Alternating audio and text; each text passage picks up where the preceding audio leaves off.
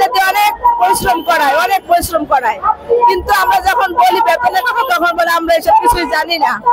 বিনা কারণে চাকরিচ্যুতদের পুনর্বহাল ও বকেয়া বেতন পরিশোধের দাবি নিয়ে সমাবেশ কর্মসূচি পালন করেছে বাংলাদেশ আউটসোর্সিং কর্মচারী কল্যাণ ও ঐক্য পরিষদের ব্যানারে আউটসোর্সিং কর্মীরা।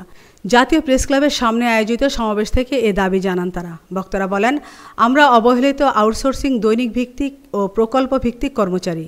আমরা কোনো বৈষম্য চাই না, চাই মর্যাদাপূর্ণ জীবন ধারণের অধিকার।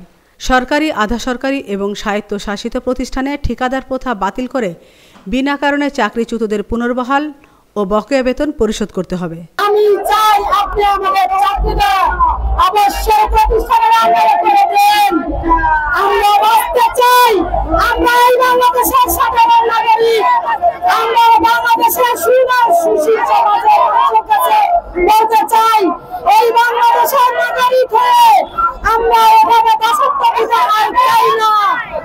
আমরা আর চাই না এই দাসত্ব প্রথা। সরকার বেতন দিবে, তৃতীয় পক্ষ কেন আমার ঘামের পয়সা দিবে, এটা জানতে চাই। আমাদের অনেক পরিশ্রম করায় কিন্তু আমরা যখন বলি বেতনের কথা তখন বলে আমরা এসব কিছুই জানি না। তোমাদের বেতনের কথা জানে যে ঠিকাদার, আমরা জানি না, তাই আমরা আজকে আন্দোলনে নামতে বাধ্য হয়েছি। আমরা চাই আমাদের ঠিকাদার থাকবে না, আমরা ঠিকাদার মুক্তভাবে চাকরি করতে চাই।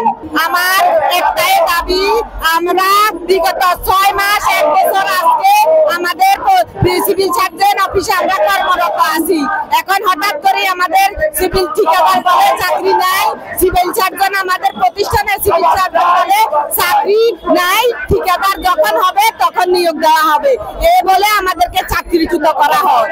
এখন আমরা দেখি কিছু কিছু প্রতিষ্ঠানে নতুন করে ঠিকাদার নিয়োগ হয়েছে, ঠিকাদার নিয়োগ হয়ে এখন লোক নিয়োগ করা হচ্ছে, নতুন গুলা পুরান গুলা বাদ। এখনো আমরা অবহেলিত, লাঞ্ছিত, বঞ্চিত। আমরা সেটা চাই না।